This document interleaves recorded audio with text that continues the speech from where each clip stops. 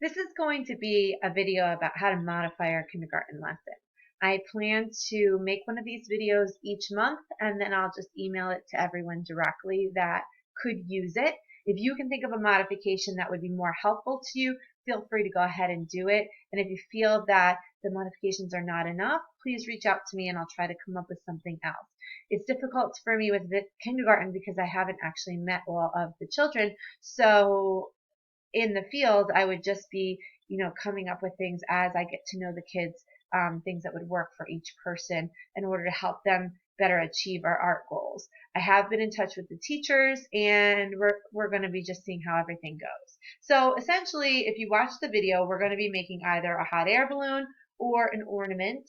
The basic part of the lesson that I really, really want my students to understand is just the different ways to use line. So at the minimum, I would like everybody to be practicing using line. Most importantly, probably, would be to use to use that practice sheet that I'm attaching as well. So practice tracing those lines and then see if we can apply it here.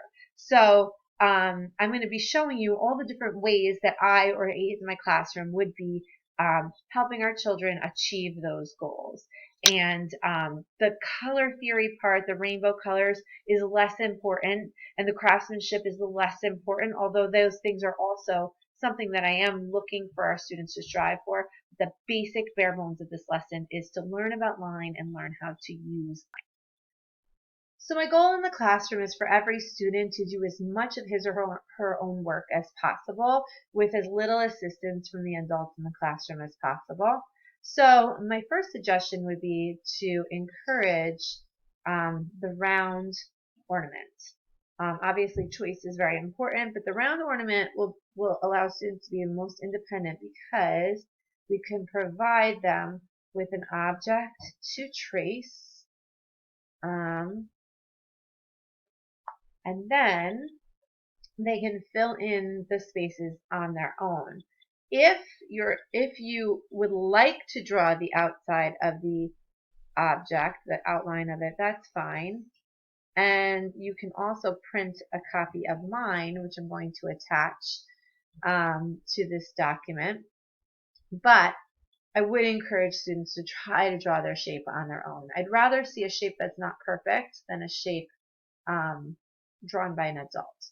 Okay, so the next thing, once the shape is drawn, we could put a dot here and say draw a line from here to here. Or if that is too difficult, then I would have, I or a teacher's aide would draw the line with a marker and then have the student trace over it. Okay, but again, we would do 5 lines down, and I would stick to lines that are really simple. So a zigzag line that only zigs and zags less. Maybe a dotted line. You can outline always with highlighter. A dotted line or dashed line, that's always usually very easy. Dots. And when in doubt, just go back to our straight line again. Okay? Now, when you are finished with that, in order to color each section, without going into all the other sections, what I would do is I would take a colored paper and I would place it over the part that I don't want colored, and then it'll be a lot easier to just fill in the spaces that are left. Okay, so if I take a piece of paper and cover up that red and cover up the bottom part, then we can color in here. After we go out of the lines, absolutely fine. Just cut it out, and then we can have, you could either put it on a piece of colored paper or just submit a picture of it by itself. Okay, so we would do red, orange, yellow, green, blue, purple, and we would be finished.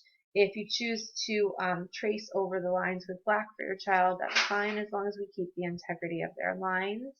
Please take a photo and either email it to me or even better, please upload it to the Google Classroom so that we can keep a record of it.